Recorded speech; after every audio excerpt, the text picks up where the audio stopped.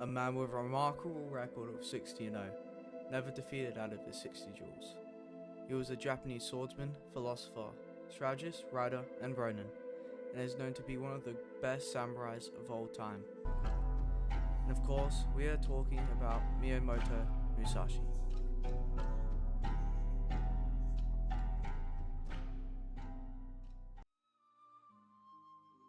Born in Harima Province in 1584, he was born in Banshu, named Shinmen Musashi no Fukami Fujiwara no Hananabu. His father, Shinmen Munisai, was an accomplished martial artist and mastered the sword and jute, which would also contribute to his success as a samurai. At the age of 7, his father had grown tired of him, so he decided to throw him out of the house, in which Musashi would have to travel all the way to his uncle's temple, in which he was brought in.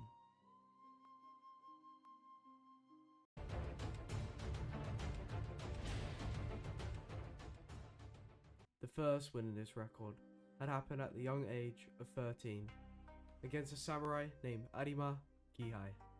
Arima Kihei hosted a public duel in Hurafuku Mura.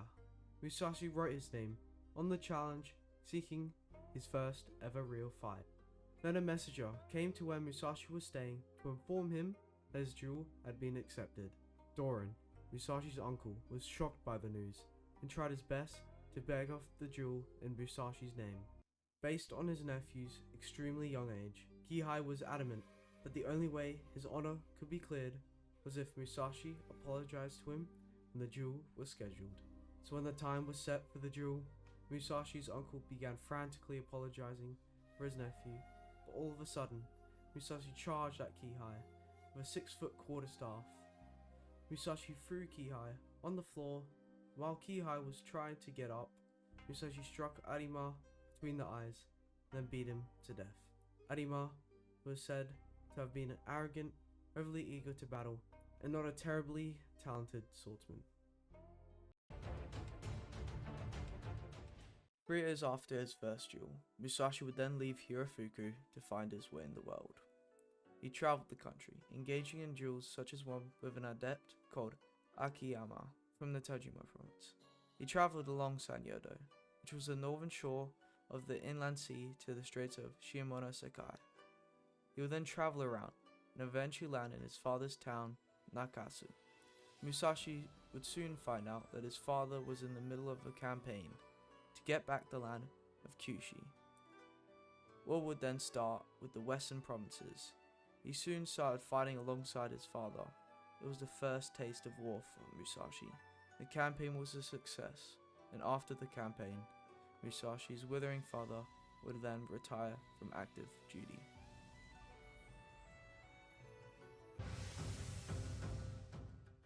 After this war, Miyamoto Musashi was hungry for more and wanted to seek better training. So he set his sights on the most famous school of swordsmanship of the time, the prestigious Yoshioka clan in Kyoto. Since they were so prestigious, he knew definitely that if he beat one student, he would be recognized as a master swordsman. He would then seek out of his home without his father's knowledge. He then arrived at the famous school and gave a challenge to anyone ready, and Yoshioka Saijiro, their best swordsman at the time, accepted. They agreed to duel outside the Rendaji temple on March 8, 1604. Musashi arrived late, irritating Saijiro greatly. Musashi would yet again charge at his opponent without any warning and struck Saijiro with a blow on the left shoulder, knocking him out cold, causing severe damage to his left arm. His brother, Denshichiro, was then passed down the leadership of the school and challenged Musashi to get his revenge. The duel would then take place on the very place Musashi had defeated his brother. Instead of Musashi throwing the first blow, the brother would throw the first blow, but Musashi was then able to disarm Denshichiro and use the very weapon he disarmed him with to beat him to death. This second victory outraged the Yoshioka clan, whose head was now the 12-year-old Yoshioka Matashichiro. Soon after the duels, they decided that Musashi should be killed. They then challenged Musashi to a duel outside Kyoto, near Ichiochi village. This time, Musashi came to the village a couple hours earlier from his hiding place Musashi would then ambush the force, killing Matashi Ichiro and escaping narrowly under attack from dozens of his supporters. Now with the death of Matashi Ichiro, that branch of the Yoshioka school was then destroyed.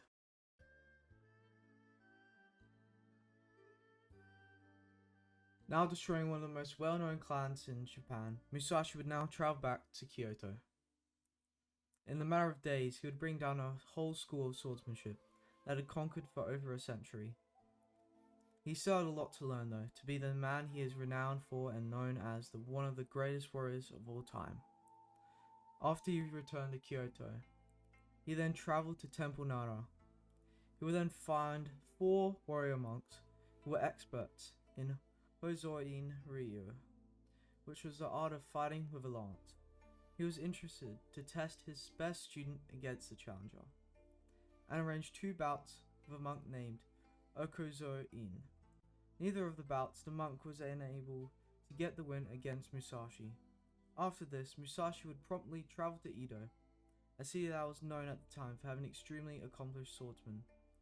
He would then open his own dojo.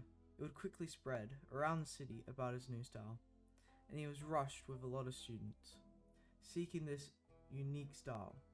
It would be 7 years that he would teach at this school, until returning to Kitsuki, the town of which his father stayed. The father was desperate to pass his dojo on to his son, but before that, he had one final challenger to face.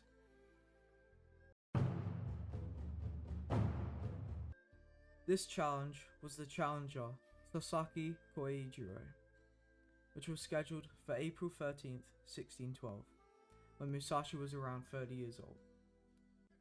Musashi was again late and had overslept and had eaten a full breakfast, taking his time. As he travelled over the Kanmon Straits, Musashi carved a crude, oversized boken from one of the ship's oars with his knife. When he arrived late, a furious Koijiro would not stop and would now fight him to the death.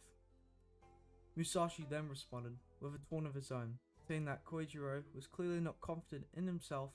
He thought he'd never get a chance to use a fine scabbard again.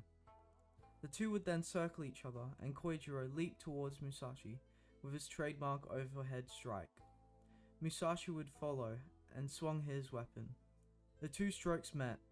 Musashi's headband fell off, which was sliced by Koijiro's sword, but somehow only the headband was sliced, but not Musashi's entire skull.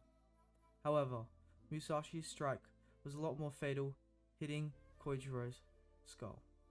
He then started teaching at his father's dojo for 3 years, where he lived and worked.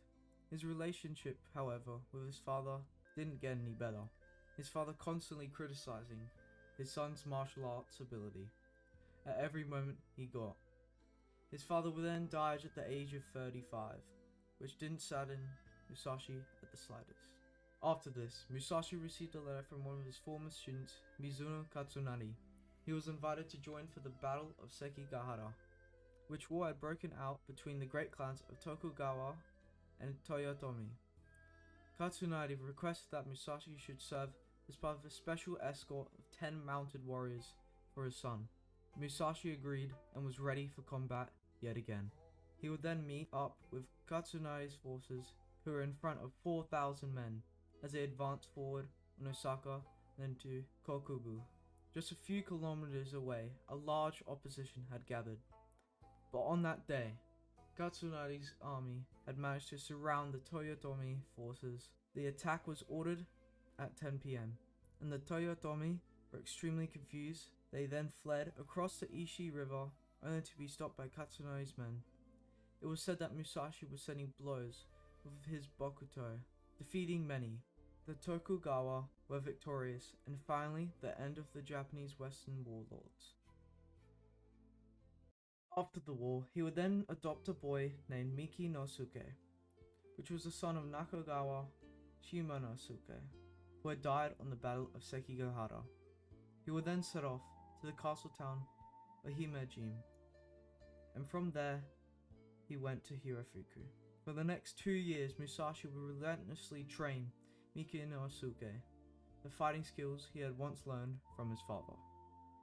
He would then stop as soon as Musashi saw that there was an opportunity for his adopted son when there was a new lord, Honda Tadamasa, who had once seen the fine skills that Musashi was capable of on the battlefield of Sekigahara. Musashi would then request that Miki no Suke be given duty in a lord's household.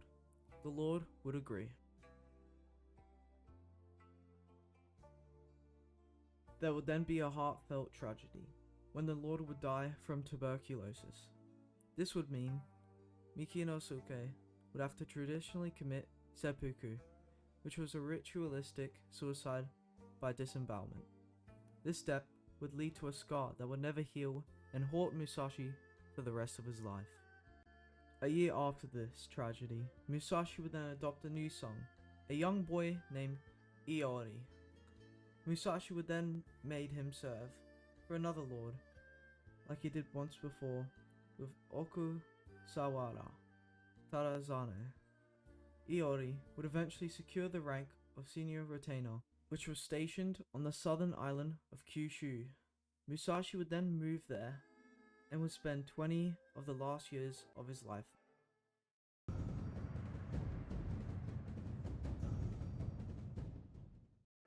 Musashi would then participate in a war with the Lord's son, who would recruit Musashi to escort the 23-year-old son to the battlefield, alongside a staggering 8,000 men. Musashi would stay at the boy's side during the whole battle. In 1633, Musashi began staying with Hosokawa Tadatoshi, daimyo of Kumamoto Castle. He would move to the Kumamoto fief and Gokura to train and paint. Musashi would then officially become the retainer of the Hosokawa Lords of Kumamoto in 1640, which he would receive a nice mansion on the northeastern side of the castle grounds. He would then find a cave in the northern mountains of Iwoto. This is where he would eventually start writing the famous book, the Book of Five Rings. He would then suffer attacks of neuralgia, which was a foreshadow for his future ill health. In 1643, he retired to the cave and started writing the Book of Five Rings. He would then finish it in the second month of 1645. Sensing his impending death, Musashi passed his worldly possessions after giving his manuscript copy of the Book of Five Rings to the younger brother of Taira Maganojo, his closest disciple. He died in the Raigondo cave around June 13th, 1645. At the moment he died, he had his belt tightened and his wakizashi put in. He seated himself with one knee vertically raised, holding the sword with his left hand and a cane in his right. He died in this posture at the age of 62. He was one of the best swordsmen of all time and will be remembered for ages to come.